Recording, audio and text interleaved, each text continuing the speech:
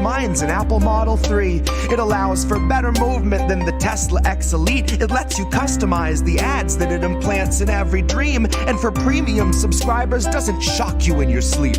But it doesn't stop there. It can analyze your speech, and if it hears disinformation, then it notifies police. It's a swift re-education, but it knocks you off your feet like your booster every 7th week.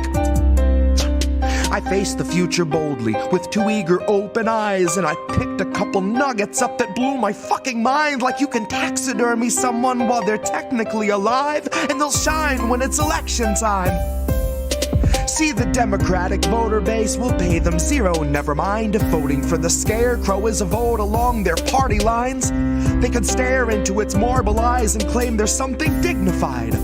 Unlike real politicians, this one doesn't need an oxygen or kit supply.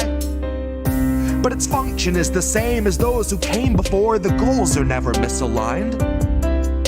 It still spends all its working time performing pre-recorded fleecing sessions where it sugarcoats your slow and hungry genocide, while pouring billions into Nazi coffers, all the while selling you the story that we're moments till the MiGs arrive. So fuck it, ask Zelensky if he'll help replace our leaded pipes. Watch a fleet of Penske's show, stacks of bills in every size. Guess it only took a black sun and a couple Hiles. Honorary goose step and some Nazi boots a quarter mile, all while Biden sneers his sordid smile. I don't know what was in this morning's vial, but it makes him stare 1,000 yards through all the prompters and the cards like he can smell the nearest child. His eyes are wide and wild, wider than the grave in which another 1,000 families were tossed in as I typed until they rose up to the sky unceremoniously piled. Which sort of flies right in the face of all this network ticker tape where the American economy has superhuman vitals. And sometimes some people come along with a hammer. See, I like to think my trial's gonna play like a recital. I'll denounce the world around me and accuse the most entitled, who weaponize their titles, whose pull is something tidal, who'd starve us all to death to best delight their blighted idol. So they might destroy the record, and I will never get to vinyl. So my word is not immortal, but it's final. It's a brilliant, powerful hammer.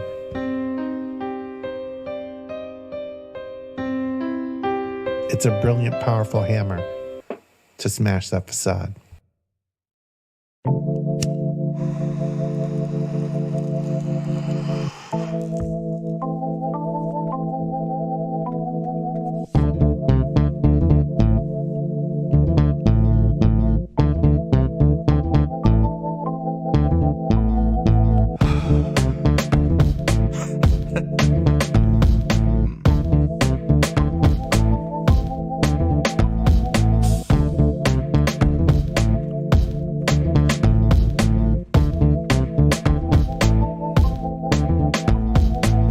Of the free, and you'll know us by the trail of dead. It's just one more world war to complete the set. When you live by the pike, you die by the pith. You die wide-eyed, still pleading the fifth, or crying divine epithets and pathetic attempts at defense. All empathetic for those on your side of the fence. Well, I'll gladly put you and your legacy into an alternate tense of faltering senses and altered events. Like hun, it ain't a hearse, it's a reaper's stretch. How sweet, she said, bunch of hordes in the street like it's Evil Dead, where the thin blue line meets razor's edge, and where the corporate ladder ascends to a steel-toed boot that awaits on the ledge. You'll be licking it fresh at your boss's request till it stomps each finger and watches you fall to your death and drown in an ocean of debt. Gone with the fodder who gathered to honor the patient left, who purity tested themselves into sections, step by step, till the next election, when it's just one them and the sound of their well-read theorized breath. That's harm reduction for the lowly cost of you holding your nose and just openly buying the theft. Maybe that's all in the flick of the pen. Maybe we're all one unmarked van from a trip to the pen, being guarded by pigs who exist on a diet of dying breaths of much worthier men. Honey, heaven's expecting you. Just don't get too hung up on who they let in. Just look up at the shine of the pearly gates. You don't need to worry if there's lead in the paint. You don't need to worry if there's lead in the water, lead in the milk, lead in the honey, lead in the caustic embrace of the Heavenly Father. Lead is the flavor of passive perpetual slaughter. Lead is the taste of us led to the ledge by the lure of the legend of expert consensus, and then beckon to stretch it just one step farther. And I hope all the folks who were boastfully gloating and toasting themselves as the heroes of COVID for boosting their boosters and doing their part are now equally thrilled to be starstruck martyrs, all laid in a government grave with anonymous markers, like you're back from the carvers and off to the splicer.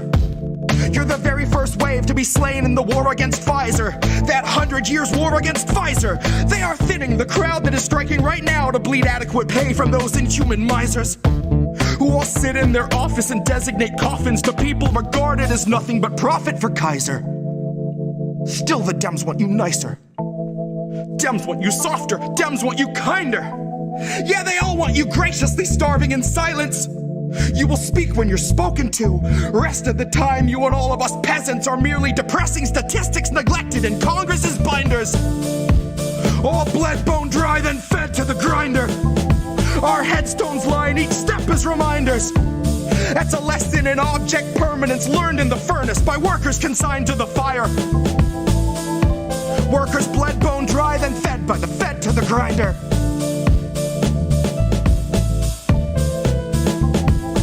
Fed by the fed to the grinder.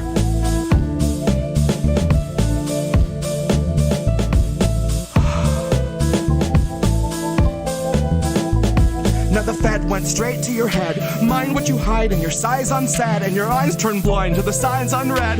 Flag bright red, so you let it in bed. You let it inside, and you'll see that it's fed. Never you mind that it grinds your wealth into bread for itself, then it bleeds you dry, then it dines on the dead.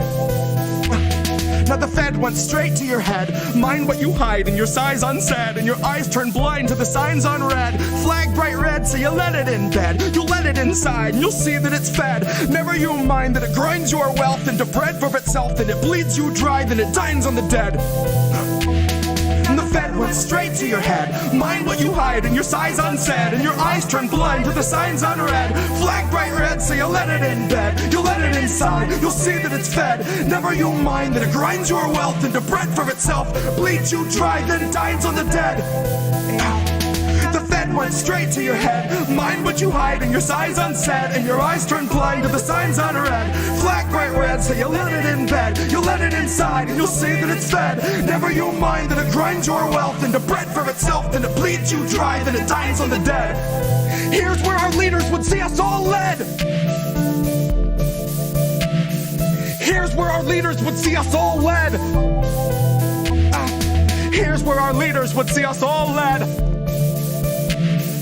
Here's where our leaders would see us all led.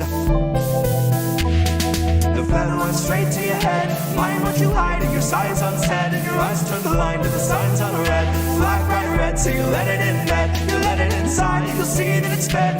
Never you'll mind that it grinds your wealth into bread for itself, then it bleeds you dry, then it dines on the dead. Fed went straight to your head. Mind what you hide in your sighs unsaid, and your eyes turn blind to the signs unread. Flag bright red, so you let it in bed. You let it inside, you'll see that it's fed. Never you'll mind that it grinds your mind, that it grinds yourself, then it bleeds you dry, then it dines on the dead. Here's where our leaders would see us all led.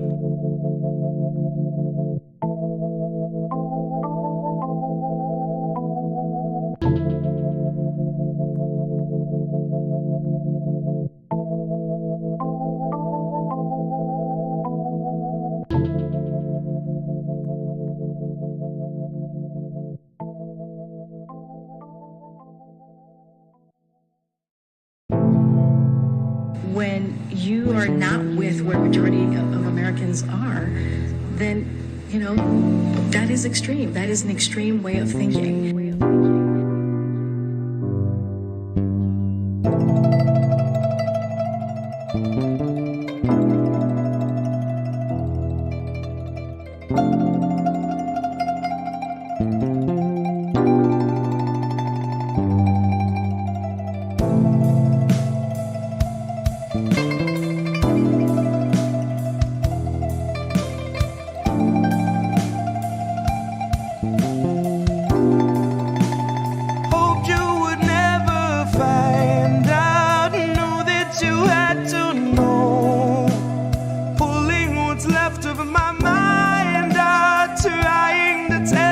you so. I've tried to block the light. I knew you could feel its glow.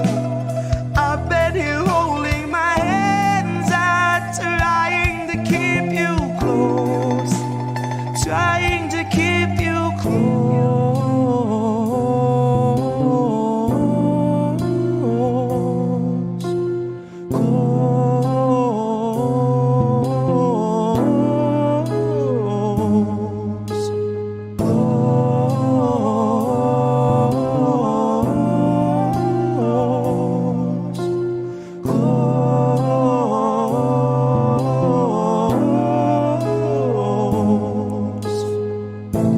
Set you free, but I really want to let you be. And a part of me wished I could set myself aside, just let you take the ride, just chalk the rest up to destiny. I could let you believe that the only restraints in life are the size of your dreams.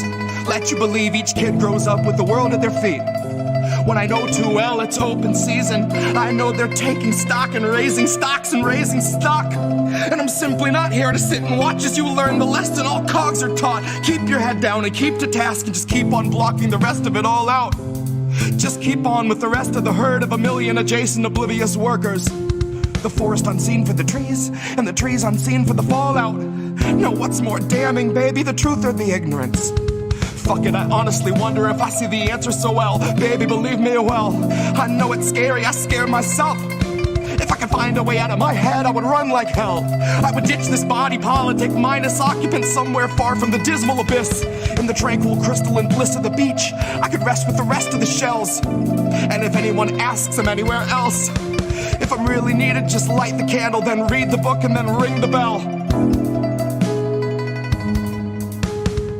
Oh, my untarnished heart, my little perfect soul, this world will melt your mercy down so they can sell its gold. This world will take your worth and then demand 1,000-fold. It's full of greedy pigs who'll eat you out of house and home. They'll strip your bank account and sweep you somewhere down the road, and then return to eat your tent and shitty bike you rode. Your bottled water, only shoes and coat and broken phone. Then smiling in your face, they'll tell you that the shelter's closed.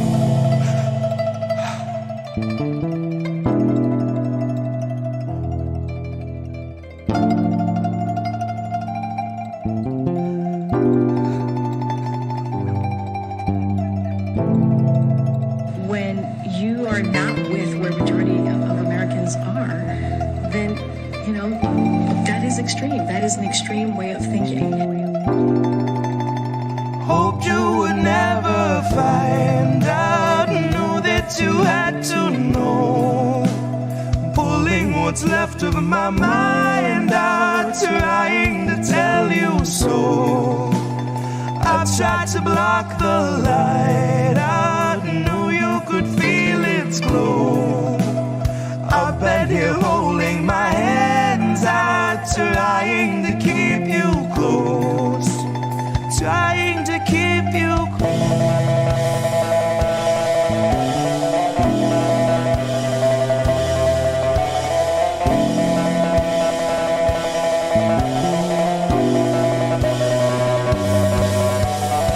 Oh, my untarnished heart, my little perfect soul, this world will melt your mercy down so they can sell its gold. This world will take your worth, then demand 1,000-fold. I tried to block the light just so I could keep you close.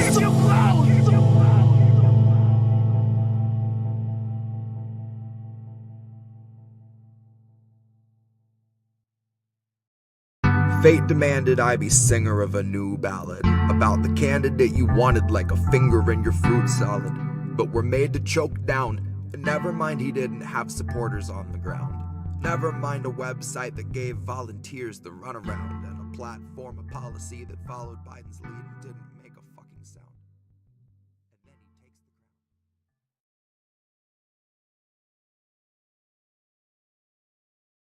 We want to have just an off-the-cuff chat between you and me. Us. We want to talk right down to earth in a language that everybody here can easily understand. Who are these people? It's us. We're these people. I love that intro. I love that intro so much. I'm here with a different co-host this time, Oz LaFave. Hey guys, thanks so much for having me on. Friend of the show, DJ Joe Nice. How are you, friend?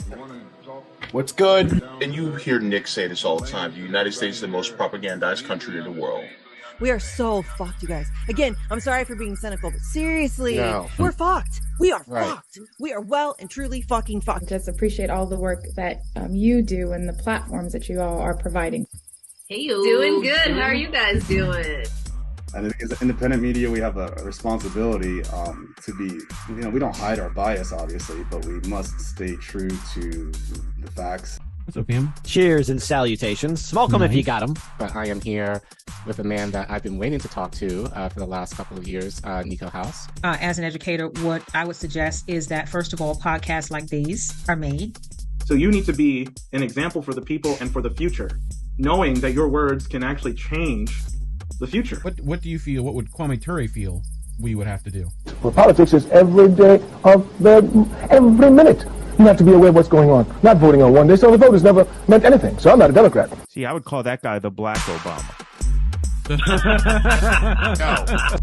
No. The issues that we talk about, listen to us. As always, kids, labels are bad.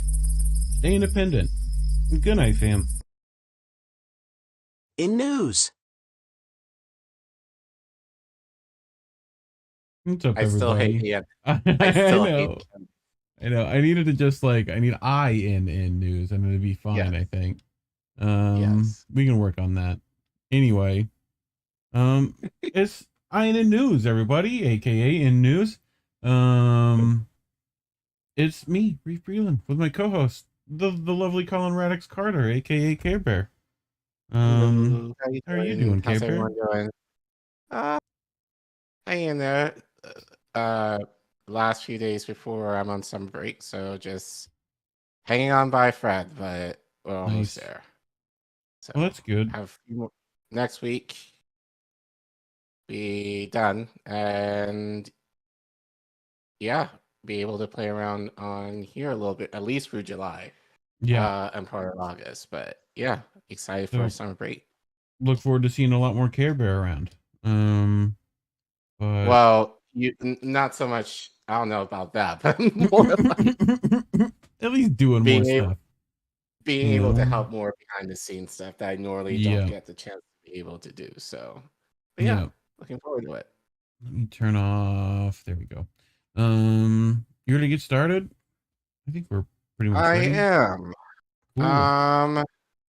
So this was trending over the weekend. Kind of surprised that people weren't talking about this more. But I mean, there were bigger, well, I wouldn't say bigger, but more trending things that have since sapped up a lot of the talking in terms of what has been communicated in the space. But as you guys know us, we try to cover stories that people are not necessarily covering, and this is a big story. So I figured, we might as well kind of talk about it a little bit tonight. So those of you who live on the East Coast will probably be very well aware that Interstate 95 collapsed in the Philly area over the weekend. So we're going to talk about that. And then the other story that I brought up, did you know that that Putin is possibly getting arrested? And South Africa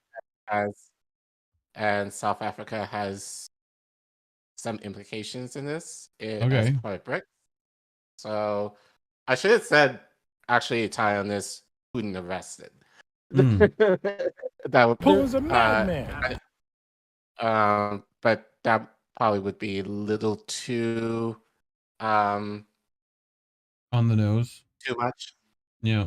Well, there's a lot more to it. As always. So, as always. So, but probably didn't know that Putin is being charged to be arrested. So, so we'll talk about that and how South Africa is involved in this. Okay.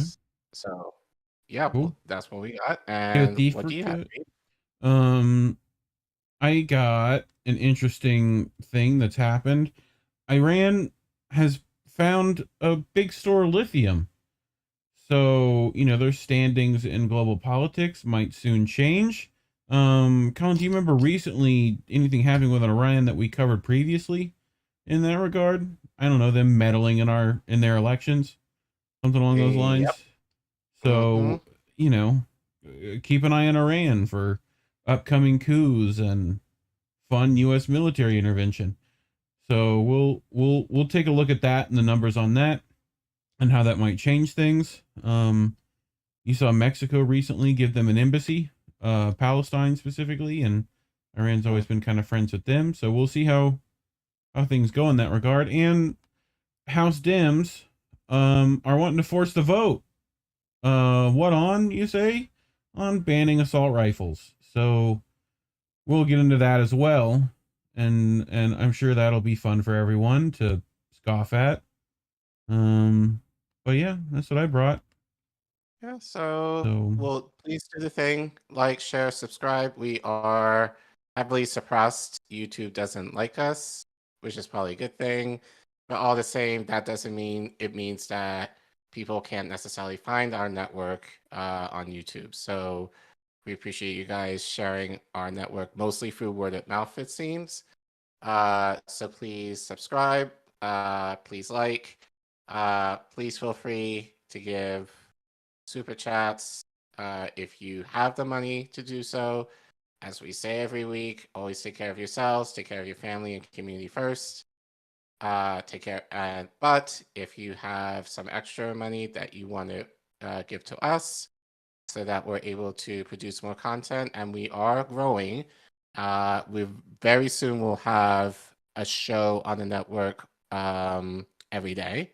Yep. We're almost there. So, and we're looking to grow more and having more content for you guys to watch. So Yeah. The more fans we have, the better that we're able to do that. So please help us out. But at minimum, if money is tight, and we understand money will be tight, go ahead. At least like and share us out. Yep. We love you. Appreciate you. Hold on, my monitor's got to figure itself out. You know the thing. Let me get this back down here. There we go. Cool. You ready? Here to do this? Yes. So, as I said, over the weekend, part of Interstate 95. So those of you who live in the East Coast would know, I-95 basically starts from Maine, goes all the way down along the East Coast, down to me, down to Miami, basically. So very, very, very, very, very, very, very important artery on the East Coast.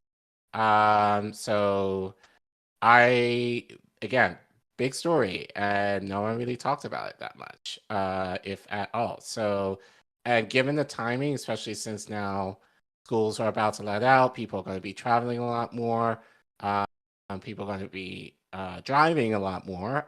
This is not going to be good if you live in the Philly, New York, DC area, especially if you travel in between DC and New York on the regular. This not good, and like I said, not reported on at all. So we're going to do that. So fortunately, we have to go into mainstream media. So this is taken from CNN, and Selena Tabor and Zoe Scuttle, I think that's her name, reporting on this. Now, actually, I had to kind of Frankenstein this article. Okay. So this is actually technically two, because there was updates. So this was taken from Sunday. There were updates since Monday. So when I pulled it last night, this is more some of what you're links reading are tonight is always in the description in case people want to find those. But they report section of major I-95 highway in Philadelphia that collapsed after tanker truck caught fire underneath could take months to repair, officials say. Well, I'm not sure. Well, we'll get into that in a second, but so here we go.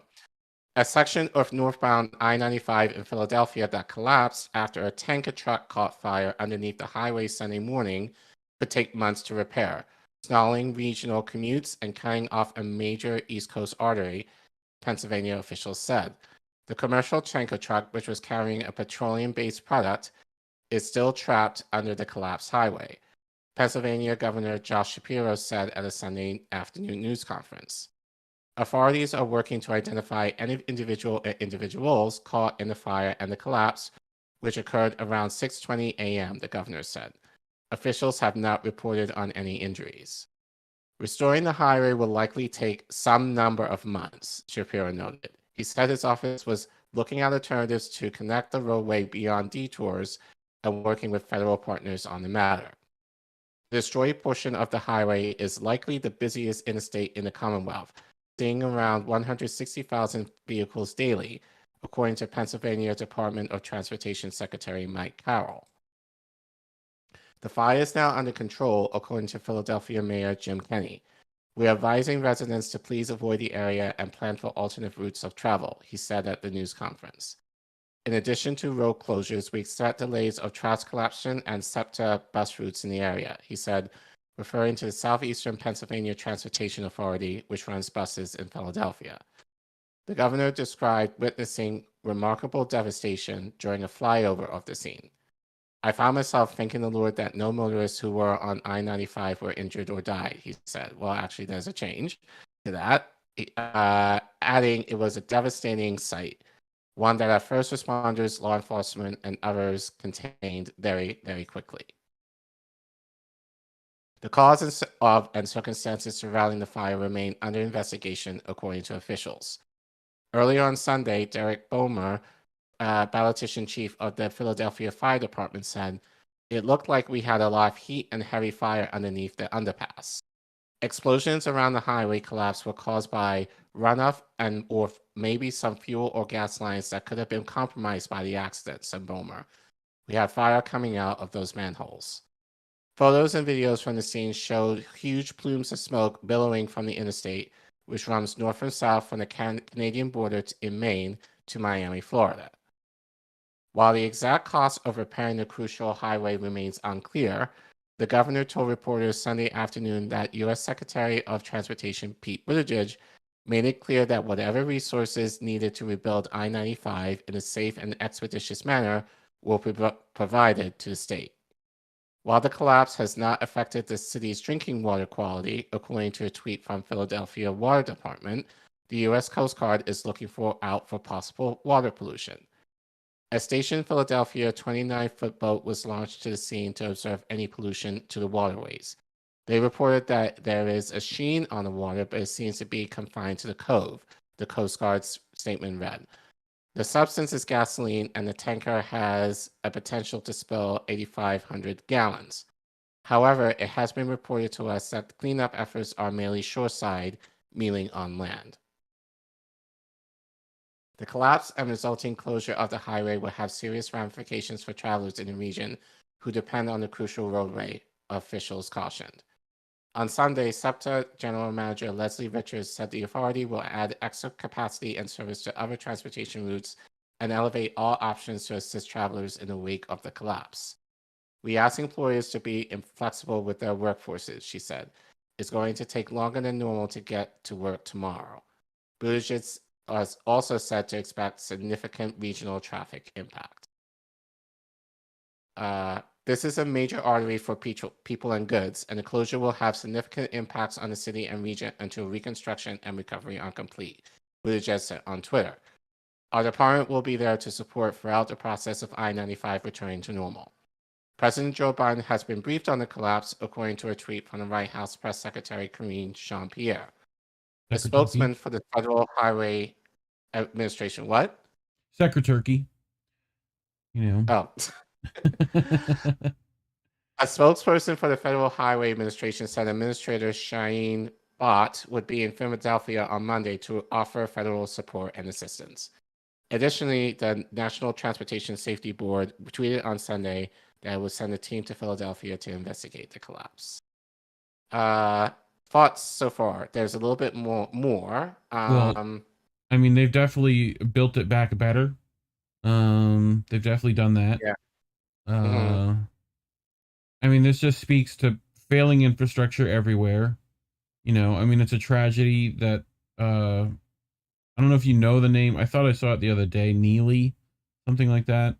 There was someone put up a photo of it. I might even have it saved somewhere. I'll grab it. But I mean, you know, I mean, this is expect more stuff like this. Yeah. You know, so, but yeah, I mean, I'm just, and we'll get into this a little bit later because they mentioned something regarding this in the article, but the idea is going to take months to repair is a little concerning for me, especially given, you know, if anything, I would imagine, especially since Pennsylvania is a blue state, mostly now. You can argue purple, but you can argue that this falls on the Biden in regards to Build Back Better and the infrastructure bill. If I would think that he would facilitate expeditiously fixing this quickly. So the idea that they're saying months, it's not going to bode well for people around Philly. Well, not just Philly, but like anywhere basically, as I said, between DC and New York. That's going to be catastrophe as far as traveling. And I kind of said this a few weeks ago on Twitter. I was looking, I have a friend who lives in Philly. I was looking to buy, I was going to take the train out to Philly to visit him for his birthday dinner. Normally a ticket one way on Amtrak from DC to Philly would cost, I don't know, like maybe about $35 one way. It was closer to 100 one way. And that was back in April that I was looking at these tickets to go in May. So granted, I was looking out like far enough in advance that it really should not have been that expensive. And they're already like close to $100. And I can imagine, given around Philly, the public transportation, as they said in the article, is not the best. So especially if people are looking for alternatives, it's just going to jack up the prices, I'm sure, even more in terms of trains, in terms of, you know, cars trying to get around this accident. So that's going to cost more time and gas in order to try and make those detours. So it's just going to mean a lot of pain for everybody. And the idea that they're saying, oh, it's going to take months, doesn't sit well with me at all. This should be done as fast, and as fast as possible. But anyway. So this is Nathaniel Moody. He's the person that is now deceased due to this failure of infrastructure. So, you know, pour one out, show some respect, moment of silence, so on and so forth. But yeah, let's move on because there, as I said, there was an update. So like I said, I pulled this last night from the update on Monday. So now we know that they do actually mention that the body has been recovered. So here you go. The body has been recovered among the wreckage of Sunday's I-95 collapse in Philadelphia. Pennsylvania State Police told CNN on Monday afternoon. The body was turned over to the Philadelphia County Medical Examiner. Authorities are in the process of identifying the remains. Pennsylvania State Police spokesperson Miles Snyder said authorities did not provide any information. Well, we just did. We gave you a name of the person who passed away. The truck landed on its side, and the crash into a wall ignited the fire. Pennsylvania Department of Transportation Secretary Mike Carroll said Monday. The truck was carrying 8,500 gallons of gasoline. Officials will not launch a criminal investigation into the collapse, Pennsylvania State Police said Monday. The company that owns the truck has been in contact with officials and is complying with state police, officials said. State police will not identify the company. Apparently, and I think I saw this around, it might have been a Wawa truck, possibly. That's what I was saying. Don't quote me on that. But allegedly, I'm going to say that it was a Wawa truck who was making a delivery, gasoline delivery, at a nearby nearby Wawa. So that's kind of again, that's what I saw online. Not sure if that's confirmed as yet. Authorities have not identified the driver. A previous highway collapse illustrated how long it can take to make repairs. So here's what I was getting into in terms of, how long something like this should take or could take. In 2017, a 92-foot long elevated section of Interstate 85 in Atlanta collapsed following a fire. Officials were able to replace 5 spans of the overpass in 6 weeks, sooner than originally expected. The repairs came with a $16 million price tag. Traffic was diverted to other interstates in and around the city. That fire was fueled by construction materials stored in a state-owned storage lot under the highway. More than 2/3 of the 44 state departments of transportation polled by CNN after the 2017 collapse said that the incident prompted them to inspect local bridges and re-examine storage policies. So actually, if we take a look at this, so I pulled this. So Chris on Twitter commented that Go ahead.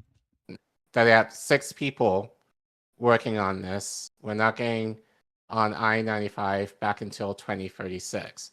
So Indy in the chat said that, and based on what I looked at online, they are working around the clock to right now at least fix the damage and all the debris. But you see, that's what, 4 lanes? Yeah. That needs to be on that one side alone, and the other side probably has damage too. Like so that, structural damage. Which will probably So that's another 8 lanes. And that's the issue is that it's 2. It's these 4 lanes and the damage to this road, right? And the damage to these 2 roads here. So you're at that junction. So yeah, that's a lot of concrete and rebar and earth and time and, so yeah. Yep. So, and they're saying it's going to take. So can you zoom out, please? Shortly before the collapse, Mark Fusetti was driving south on I-95 in Philadelphia to pick up his son from the airport Sunday when he saw large plumes of smoke and started shooting video. At first, he thought it was a brush fire. Fusetti's cell phone footage appears to show his car and other vehicles driving over a dip along I-95 as smoke billowed out from under both sides of the highway. He said he was startled by the dip. It felt like you drove off a curb, Fusetti said. So if you want to play that. Yep. So this is his video. This one I can sound up. Yeah, you can. We're on 95 right now.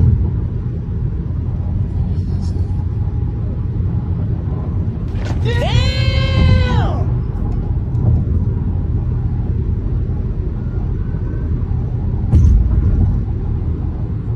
Brush fire. Look at that. Brush fire on I-95. Oh. Jesus.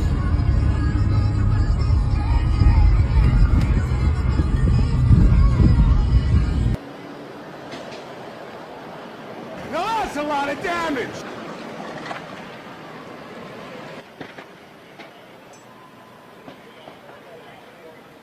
And that's the aftermath. Yeah. So, so just to give you an idea, I felt that shift. But I'll bring it back. There you go. Actually, yeah, that's it. This is the last part. So I realized what happened when I looked in my rear view mirror. I see 95, all of the cars stopping, and then I learned shortly after that the road had just collapsed and what was really going on, Pizzetti told CNN's Jim Acosta on Sunday. With thousands of tons of steel on concrete on top of where the fire was burning, firefighters initially faced a challenge getting to the seat of the fire, Philadelphia Fire Department Battalion Derek Bowman said at a news conference Sunday. It looked like we had a lot of heat and heavy fire underneath the underpass, Bowman said.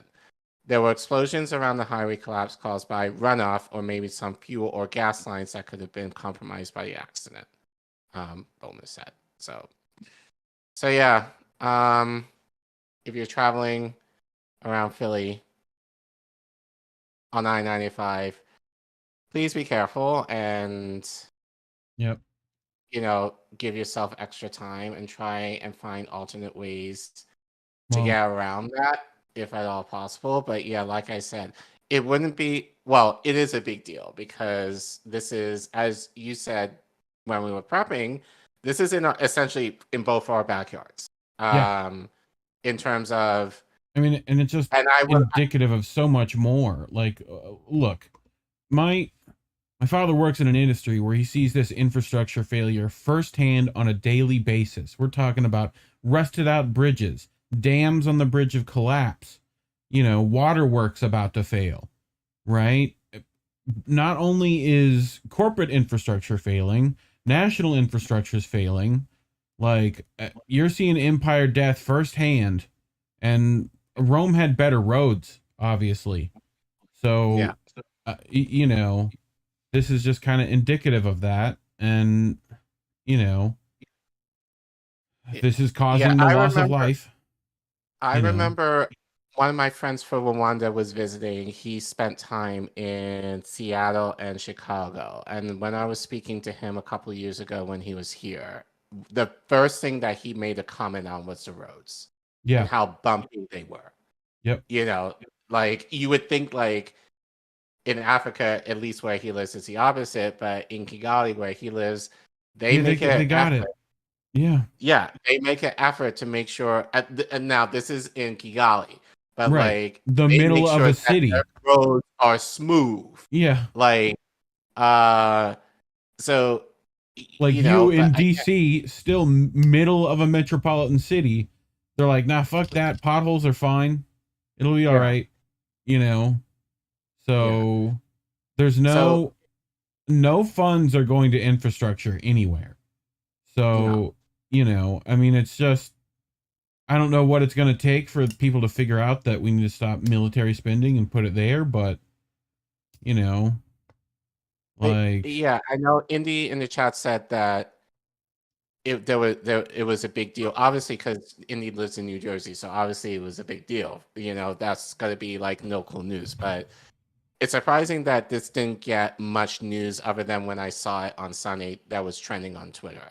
Like this should be like but I bet if this were Trump and this happened, then everyone would be screaming at him in terms of, oh, this is so bad on the Republicans and all that kind of bullshit. And it's a Democrat in office and they almost kind of downplaying this. They downplay, not even downplay, they didn't talk about East Palestine at all. And there have been more train derailments since. And not to say that there aren't any accidents like this in the country. I'm fairly certain there are. But of course, this is on a major artery highway in the country. And now they're saying like it's going to take months to fix. Yeah. You should be throwing money at it, to try and make sure that it gets fixed now. Yeah. Bad Cookie said, wait, go back to what he said. Josh Shapiro gave them a 24/7 contract. That's a lot of money, a lot of overtime. That country, yeah. Yeah. and then he said it's all federal disaster funds. So Yeah, so indeed. so it'll be interesting to see how long it's going to take them, because again, in Atlanta they were able to fix something comparable to that in 6 weeks for around 20 million. So God knows how much this is going to be. I would imagine it's probably going to be around double that, because they'll have to fix this, I guess it's the southbound lane, in addition to both directions, to ensure that it's fully stable. But you know what they are able to spend money on, though? Ways to keep homeless people out of bridges, out from under bridges, out from public infrastructure, but they're sure to let it fail and kill other people. That's fine.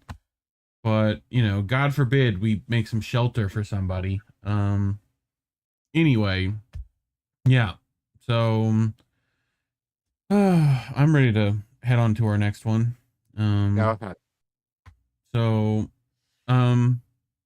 keep an eye out in Iran for new U.S. military involvement, because Iran found lithium. We know lithium is massively important, especially when we find it in places like Africa and South America. You know, we tend to decide to coup and control those countries. So Iran lithium field discovery to change balance of power, says Israeli media. Okay, so that's the Israelis complaining. This is from Al Mayadeen English. Iran's discovery of lithium fields on its territories is sending shockwaves within the Israeli occupation, with the latter saying it will lead to a major geopolitical shift. So this is the, Israelis saying this. The discovery of the Iranian lithium reservoir could lead to a shift in the regional balance of power and grant Tehran an unprecedented geopolitical and economic position. Israeli geopolitics expert Anat Hochberg Maron told Israeli Mariv newspaper on Saturday. She added that Israel will closely monitor how Tehran will try to use this discovery to its advantage. The newspaper said Iran's military strength. Go ahead. Yeah. No, it's like Israel. Israel. Right. The newspaper said Iran's military strength and recent thawing of relations with Arab countries, particularly Saudi Arabia, the UAE, Bahrain, and Egypt, as well as its military exercises at sea, including with India and Pakistan, pose a significant concern for the Israeli occupation. It might maybe stop occupying. The newspaper also noted that Iran was strengthening its strategic relations with Russia, not to mention China, along with its close ties with Indonesia, the largest country in the Muslim world. Who was a madman? It is expected that Iran's economic position and geopolitical influence will grow even greater soon, especially in light of the discovery of a massive lithium field containing 8.5 million tons of the precious mineral, making it the second largest in the world after Chile. Second largest. That's a lot of lithium. It is located in the Hamadan province in western Iran, so they got a good hold on that. So one thing, Reef. Yes. There's another issue, and it relates to our next story. Why Israel might be getting a little knock-kneed. Yes. Iran is looking to play, or at least join a certain group. Yep. Right? Yep. And Israel's essentially, how dare you? How dare you? Right. So it I all love relates. it so much. I love it. And all these sanctions on them and all that stuff. It's going to go real well for us, Israel, NATO in general. Just they're really coming up Millhouse. So according to the Israeli expert, hold on. Thus, the discovery is not only significant because it holds 10%. What about the 10% of the world's white gold reserves, currently estimated at around 89 million tons, but also because it has the potential to buff the Iranian economy and seemingly nullify the effectiveness of the imposed sanctions. See? Sanctions. It is considered a winning trump card for the Islamic Republic. Why do they gotta make everything about Trump, Collin? Huh? Why do they gotta do that? So rude. According to the Israeli expert, the discovery could have a significant impact of global energy and mining markets, as well as the global battery and electric vehicle industries. It expected that all of this will lead to long-term changes in the global economy and politics, shifting the balance of power once again to the Middle East. I don't know when it's had power, but, you know. A senior official in the Iranian Ministry of Industry and Mines stated that the world's largest lithium reservoir is located outside of South America, which represents 50% of the global resources. And it is the second largest reservoir after the one in Chile, which contains 9.2 million tons of lithium, the one in Chile. What did we say this one was? Go back this way. 8.5. Yeah, so that's legitimate amount. The mineral is considered the crown jewel due to its immense value and importance in battery production for various electronic industries, including electric vehicles, laptops, mobile phones, solar panels, drones, and energy storage purposes. So, the Israeli newspaper said the discovery offers significant economic opportunities and rare energy resources for the Iranian government. It is already evident that by controlling about 10% of the world's lithium and consumption and having dominance over the strategic raw material, Iran will emerge as a major geopolitical player in global politics and economy. That's what they're already doing. As well, especially if they join BRICS. Well, they already control 10% of it. Right. So now with this, you're talking about they control quite a bit of it. Right. So Iran will emerge in the face of the escalating climate crisis, the lithium field, along with other energy sources, including nuclear, right? We've been trying to keep the Iranians off that for a while now, have we not? So it provides power, political influence, economic strength, and energy for the Tehran government. It is expected that all these aspects and their implications will be leveraged to benefit the region, including the international arena. Consequently, not only is it likely to significantly enhance Iran's influence, but it may also surpass that of Gulf states, namely major oil producers in the world, particularly Saudi Arabia and the UAE. Right? So this situation could shift the balance of power and regional dynamics in Iran's favor. Without lithium in trade, Iran traded with Iraq, the UAE, Saudi Arabia, Qatar, Bahrain, and Kuwait 50.08 million tons of goods worth $29.22 billion during the first 10 months of the current Iranian year, registering a 0.08% year-on-year rise in weight and 15.43% year-on-year increase in value, according to the latest data by the Islamic region of Iran's Customs Administration. Iran's top trade partner was the UAE, with 20.27 million tons, worth 19.77 billion, Kyber. 19 billion. That's a big number. Iraq follows with 24.3 million tons, worth 9.8 billion, and Kuwait with 4.7 million tons, worth 181 million. During the same period, Iran's non-oil exports to the six states hit 38.93 million tons, valued at 14 billion, to record a 2.9% and a 23.91 rise in terms of weight and value, respectively. The finding would strengthen Iran's negotiating position within various economic and security alliance and agreements, shifting the focus of attention from the oil market to the lithium and white gold mining industries in the region, the Israeli newspaper exclaimed. I love gold. So, thoughts so far, Care Bear? I mean, BRICS is looking mighty good.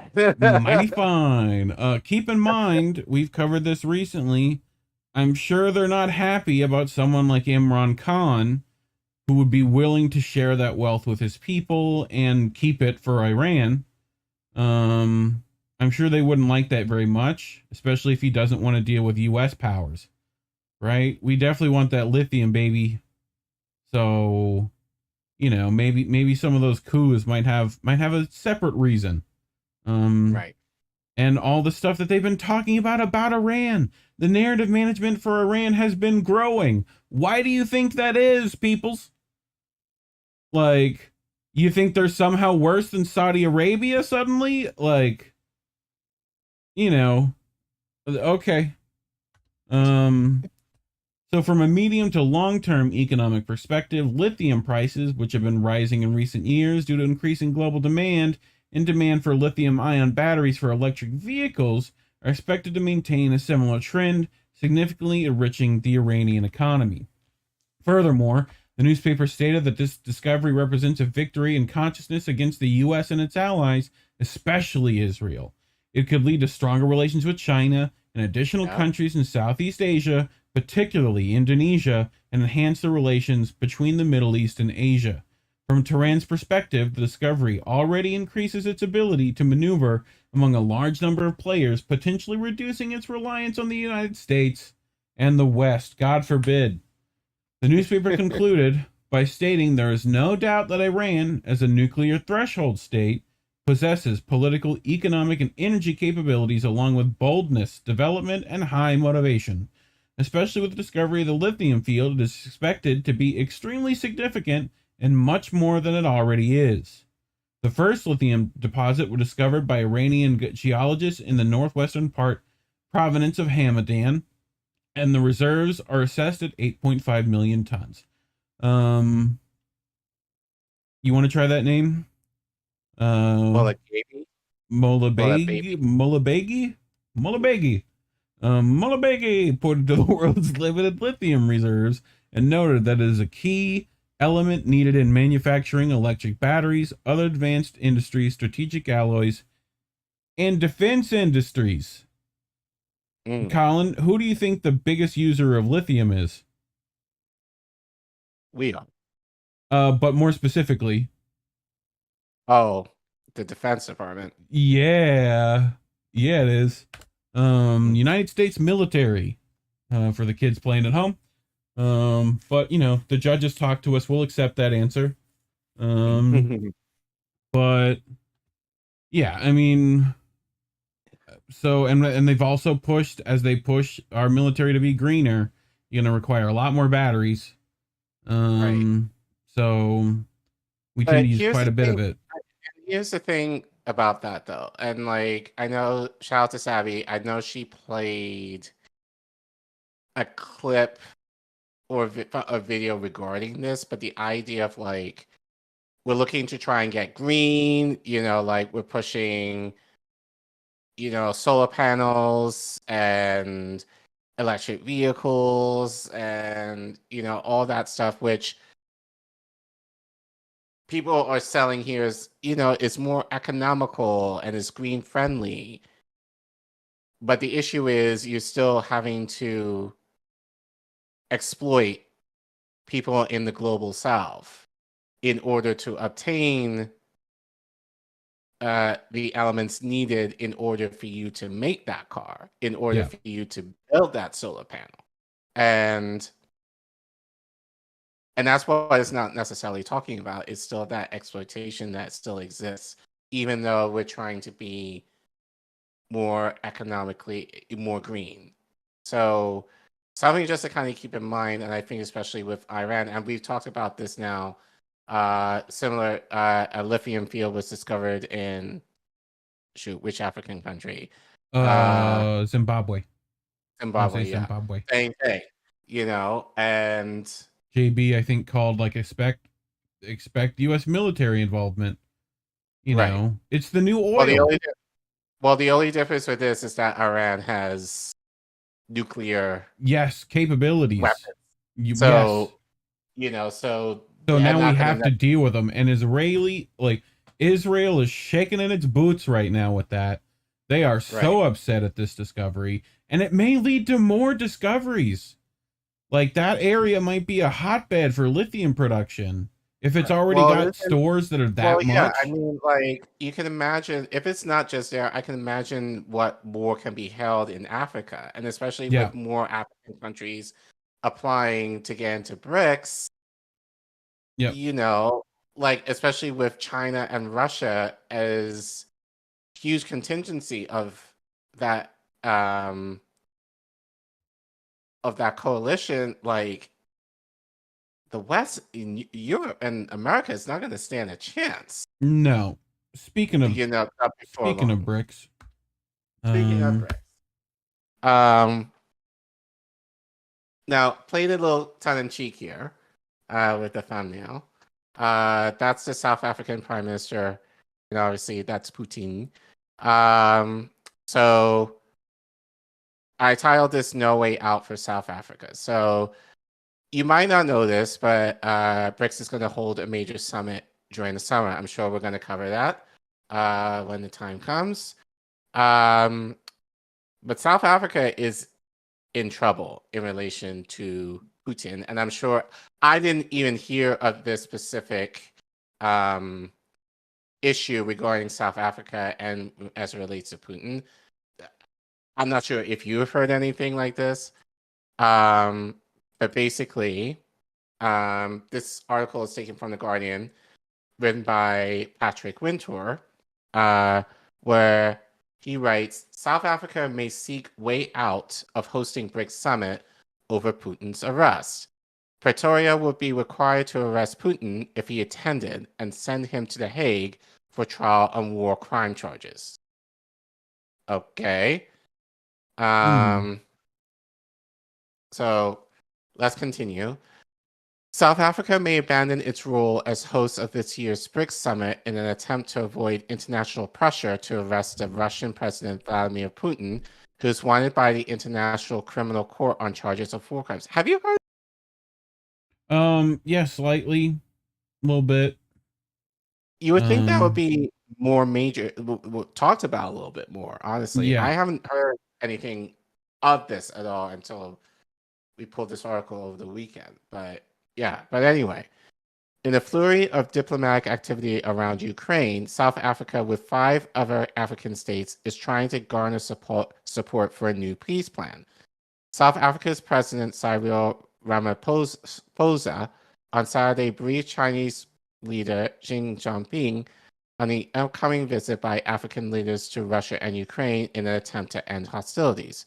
China has its own peace mission underway, and it's not clear what the Africa mission might add. Ramaphosa has recruited Zambia, Senegal, Congo, Uganda, and Egypt to join his peace delegation. As a party to the Rome Statute, the treaty underpinning the court, Pretoria will be required to arrest Putin and then send him to The Hague for trial. But China and India, if they hosted the summit, would not face the same obligation, leading some South African officials to suggest handing the summit to Beijing. Brazil, the 5th member of BRICS, is also a party to the court, so faces the same dilemma as South Africa. Ukraine hopes to capitalize on the proliferation of peace plans emerging from the global south by staging a peace conference in July, possibly in Denmark, at which it will set out its terms for a settlement to the conflict. The aspiration is that by then, Ukraine's counteroffensive would have changed the dynamic of the war. Yeah, right. And Kyiv hopes the global south will realize that Russia needs to leave Ukraine to avoid further bloodshed. The Danish Foreign Minister Lars Løkke Rasmussen has already said he is willing to host such an event.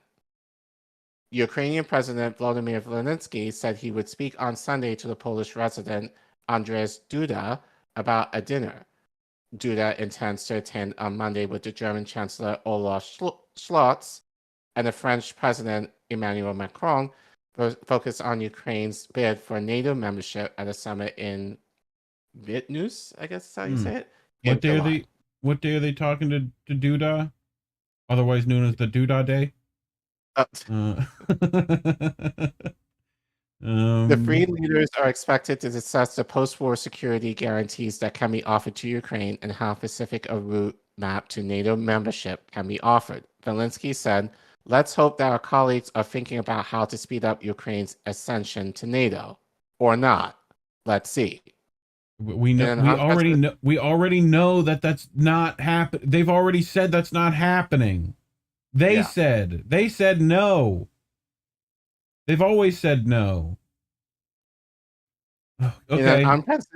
In an unprecedented speech in Bratislava this month, Macron not only held out an homage France to Eastern European states he has criticized in the past, including Poland, but proposed guarantees to Ukraine that match those provided by the US to Israel. The guarantees would not necessarily be provided by NATO itself, but by NATO member states. Okay.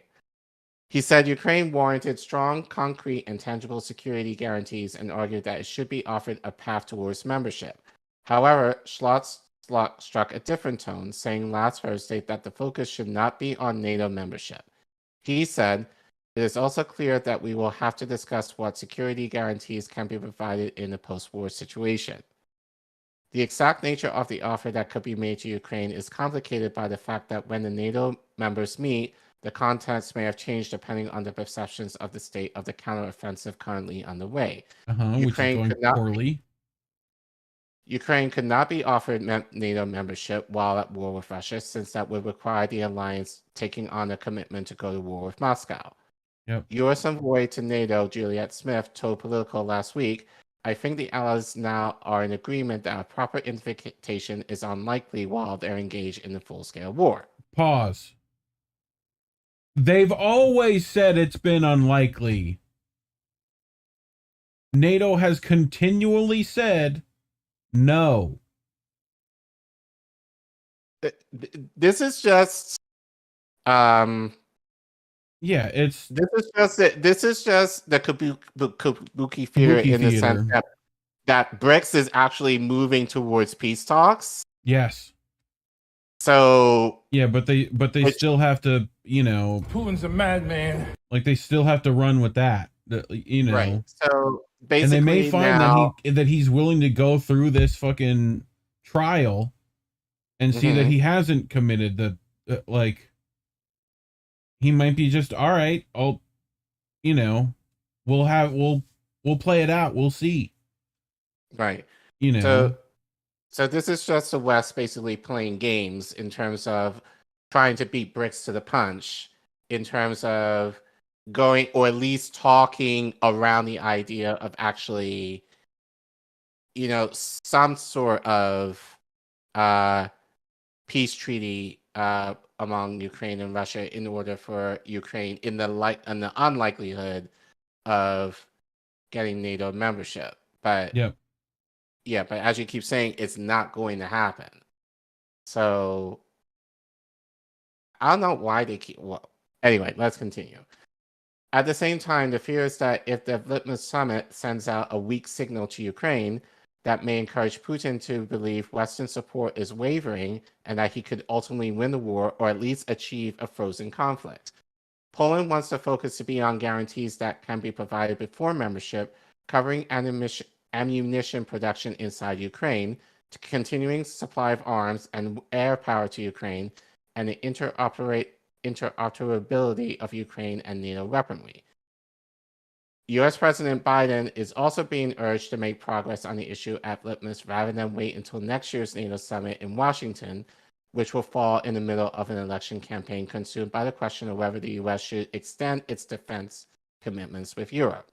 Villeneuve, I think. Yeah, probably. So yeah, this is just more theater to block BRICS at the punch in terms of talking some sort of peace settlement with Russia regarding Ukraine, but scaring South Africa in terms of, if Putin attends this summit, then he'll have to go to trial. Which, funny enough, why hasn't Biden gone to trial for the crimes he has committed? or Obama. That's even better for war crimes he has committed. Because you got no friends in Washington, D.C. That, I mean, I do. I've got Care Bear, but, you know, you know, like, because NATO, that doesn't fit with their narrative. No. You know, so, you know, whatever. I think they're going to find that BRICS is going to have a lot more play than they think here. Right. I think with our last two stories, that's definitely a case. They hold resources, they hold knowledge, their infrastructure is better than ours. Right. And they're having more countries who are interested in joining, like, hey, you might win this. Like, Right. and they're going to have to choose sides, which if we're going to force all these things to do that, the issue is that we don't want a multipolar world. We want us to be the top of the fucking totem. So they don't like having more leaders to capitulate to. Mm-hmm. Like, that's, they have most of the world's population here. Like, you want to talk about China, India, Russia, like a lot of Africa, a lot of South America. Like, if that's what they're going to do to like stop NATO's only a small group in that regard of Right. mostly And again- isolated island countries. And Like- again, if countries like Iran kind of come into the mix with nuclear powers, Capabilities. you know, that's not going to bode well, Yep. you know, for NATO in general. So, Yeah, what's happened is we've let these, after the Cold War, all these places that we had economic sanctions after World War II, when everyone was broke, we tried bankrupting them too, have now rubber banded, come back, have the resources, got their crap together, you know, and they're holding their own better than us, who've just been spending money militarily and at the edge of our empire for, I don't know, decades now. So to the point where our own infrastructure here is failing and we might not be able to feed our population effectively. right. Like, you know, if people have learned Russia's strength is just stonewalling militaries. Like, Mhm. feel free to try to invade through Siberia. Like, not easy. Ask Napoleon, ask Hitler, you know, not going good for them. But meanwhile, back in the States, you know, our government is doing fun stuff. So Oh, yeah. they're trying to force a vote, Collin.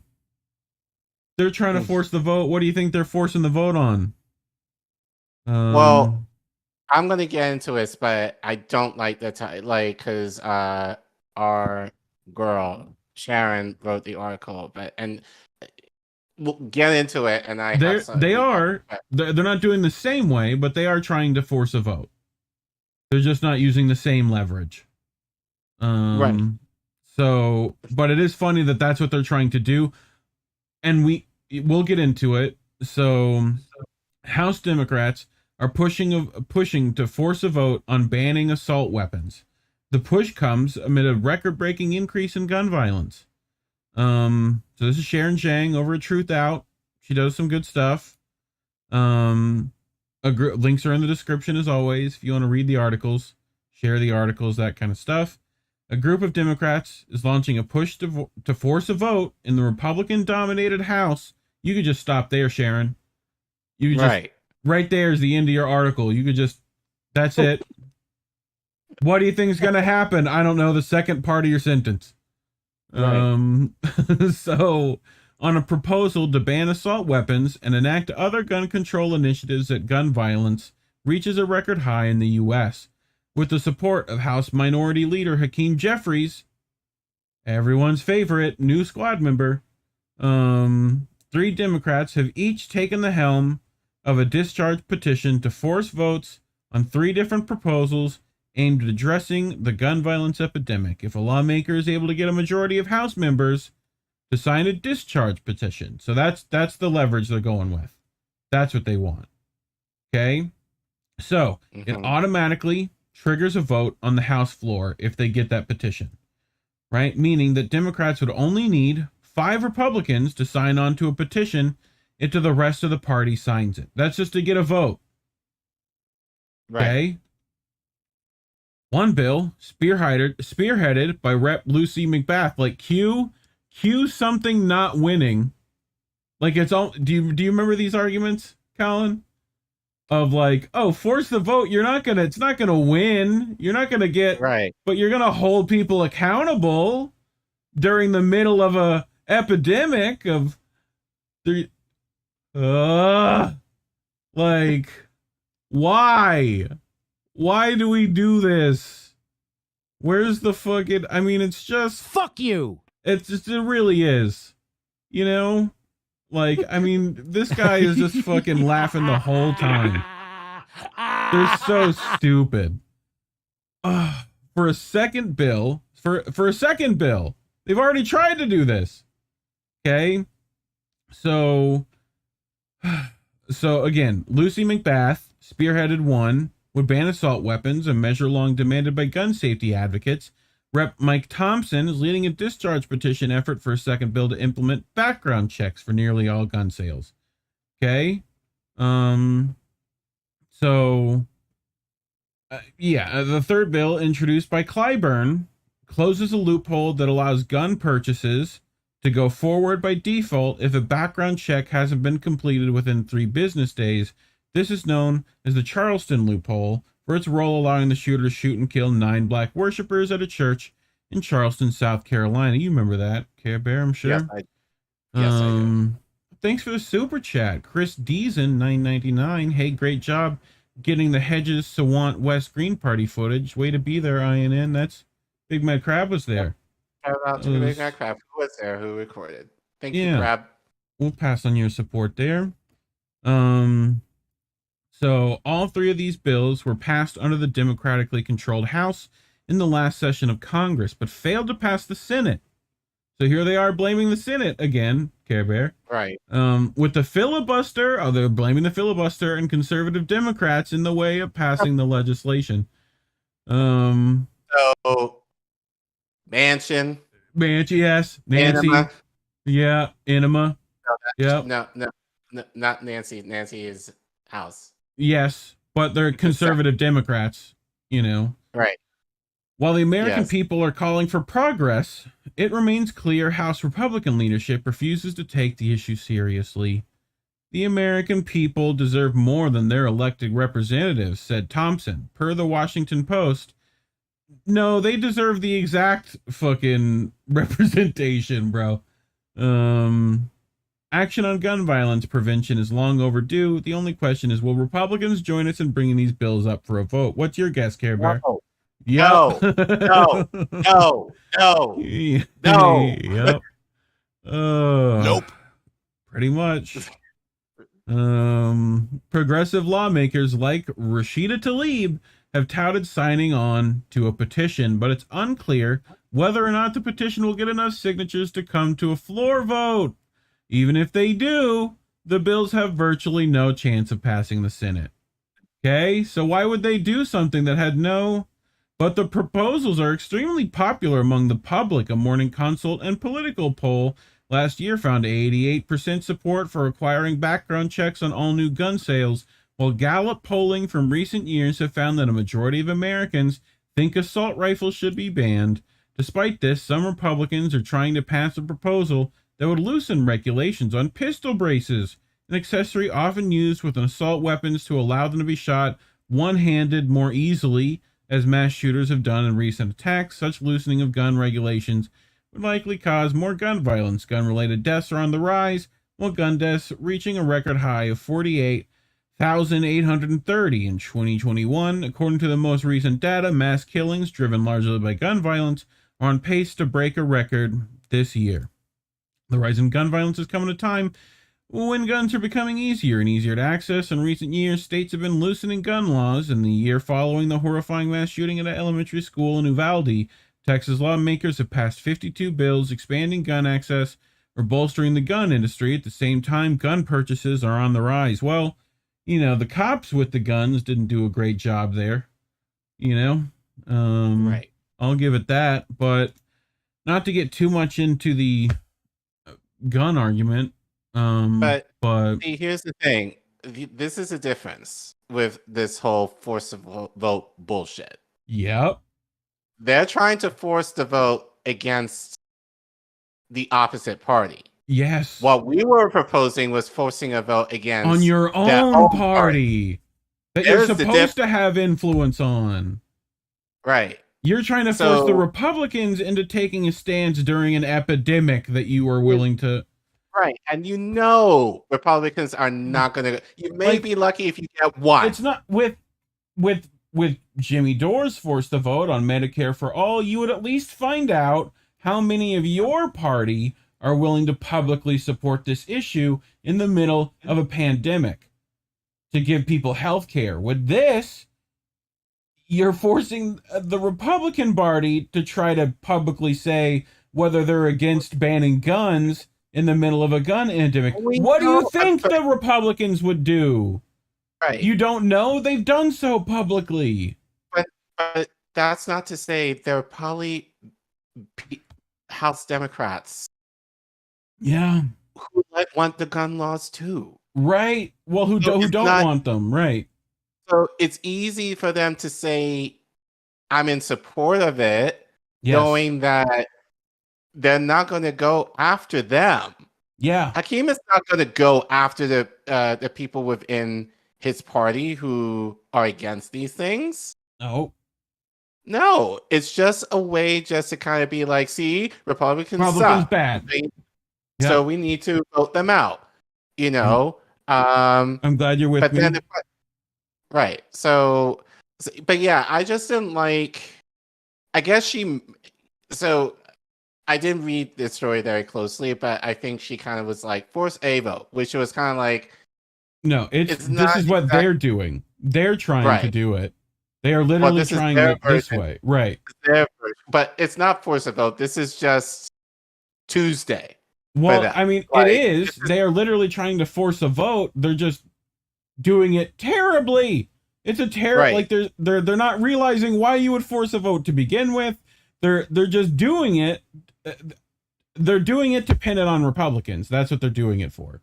And they're doing it as a political stunt as we come up to elections. Care Bear, what do you think the actual cause of gun violence is in the country? Do you think it's partially that no one's able to live a life that is worth living, that no one is able to have jobs that are worth doing, that no one is able to feel fulfilled? The mental instability is at an all-time high in the country. What do you think's causing that? Lack of access to healthcare, lack of access to good infrastructure, homes, houses, like food. Have they done anything to address any of those things?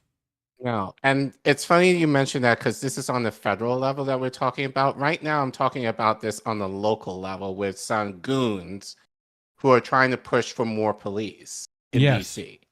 You know, and it's like, you know, and the idea is like, people are not talking about the idea of like, crime is tied to poverty. So it's like, how are people, like right now we're in the middle of inflation where people are spending more for gas, more for food, more for education, can't go anywhere, you know, can't do anything, you know. So what are people supposed to do? A lot of this is out of despair. And people are not talking about the root issues in terms of how can we solve crime that doesn't involve the cops. Yep. Or in this case, just taking away the guns. Yep. So, Bad Cookie said, this is why they didn't propose this when they had the majority. They know it will fail. It's for posterity to say, it's those damn right-wingers and trying to divide us further. Exactly. Yeah. Yeah. An incredible twist of play on forcing votes. And like I said, they've not done anything to address any of the actual causes. you know, incarceration rates are still at an all-time high, yet crime is still like high. So, yeah, I mean, you know, address the root causes of these problems. Fix the system, please. Right. System sucks. Right.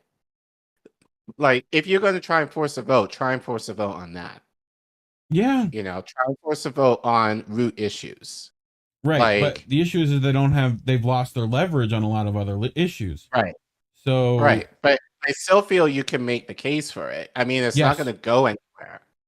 It's not going to go anywhere, but at least make the case for it.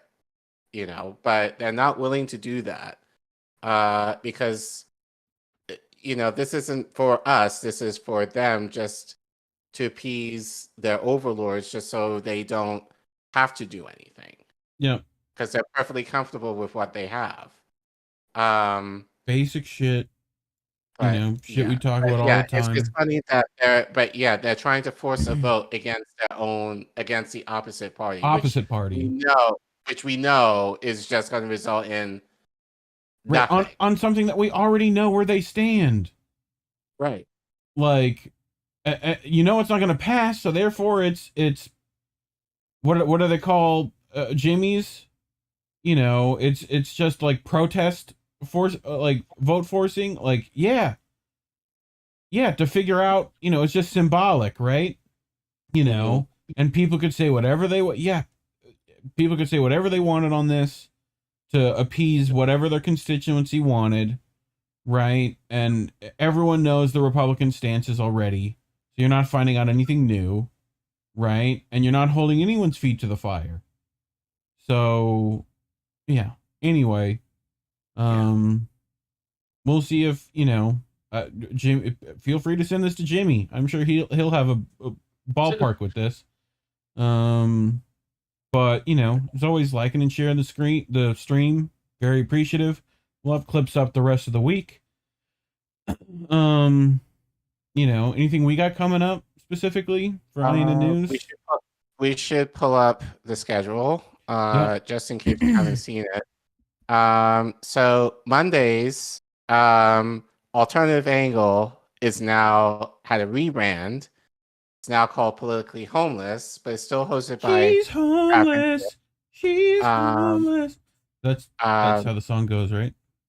Yes. Okay. So that'll be Monday nights at 9. This upcoming Tuesday will be American Tradition, with Jesse and Indy. Next Wednesday, you know us. It's a great American tradition. Thursday to be determined. We're still trying we got that. It should happen. Bread and Circuses should happen tomorrow, says Indy in chat. Yeah, he's got his stuff together and whatever. Okay. All right. So Bread and Circuses will premiere tomorrow at 9. Wait, is it 9? I think so, yeah. At 9 Eastern, with Chris. Friday at 2:15, we have Angel the Handsome Cynic, who'll be on it, who be streaming. Saturday will be Misty's show Pitch, with Misty and mostly Reef and Sleepy Josh, and you might see some random people just stopping. Hopefully and Collin shows up for one.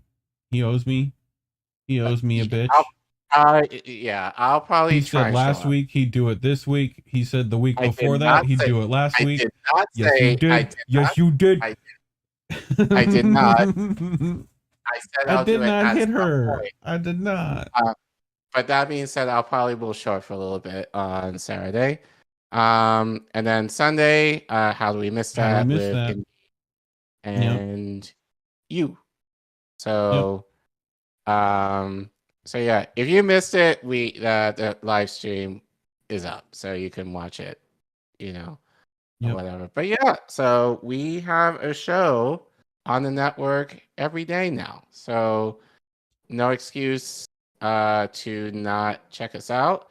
But you can find us at more coming to hopefully soon. So check us out at indienews.network. You can find this schedule plus a list of all of the people within the network, and what they're up to. You can follow us at Twitter at Get Indie News, get updates on any of our shows, and then just the normal Twitter happenings that just happen because it's Twitter. And yeah, it's short, Crab. Hour 15 is short. Sure, but I know it's not our normal 3-hour marathon, but